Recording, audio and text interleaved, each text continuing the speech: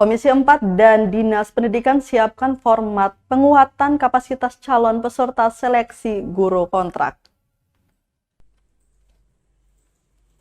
Jelang seleksi guru kontrak, Komisi 4 DPRD Maluku dan Dinas Pendidikan Kebudayaan atau Dispenbud siapkan format penguatan kapasitas para calon peserta.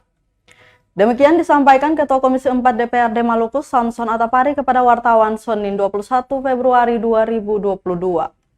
Kata dia, guru-guru yang akan mengikuti tes diharuskan mempelajari model dan substansi soal.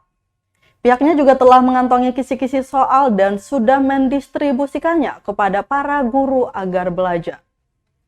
Ia berharap para guru yang nantinya akan mengikuti tes agar memulai simulasi di sekolah masing-masing. Diketahui formasi guru kontrak untuk Maluku tahun 2022 ini berjumlah 732.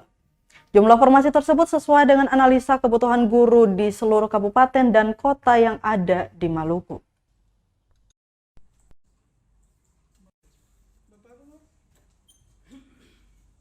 Ini mau tidak mau memang harus ada penguatan kapasitas dan dilakukan di masing-masing sekolah. Kita juga sudah dapat kisi-kisi soal dan kita sudah distribusi ke guru-guru untuk ini coba mereka belajar sebelum sampai tes ketiga yang diperkirakan kemungkinan di bulan Maret. Kita mengharapkan kalau mereka mensimulasi secara internal tentang model-model dan substansi soal, memang soalnya berubah, tetapi sebenarnya substansi dan model itu tidak berubah. Kita mengharapkan dengan pengalaman tes ke-1, tes kedua, mereka sudah tahu model dan ini pada saat tes ketiga ini minimal harus bisa lulus lah.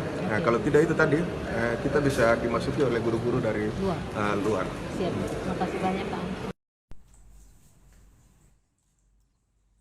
Terima kasih sudah nonton. Jangan lupa like, subscribe, dan share ya.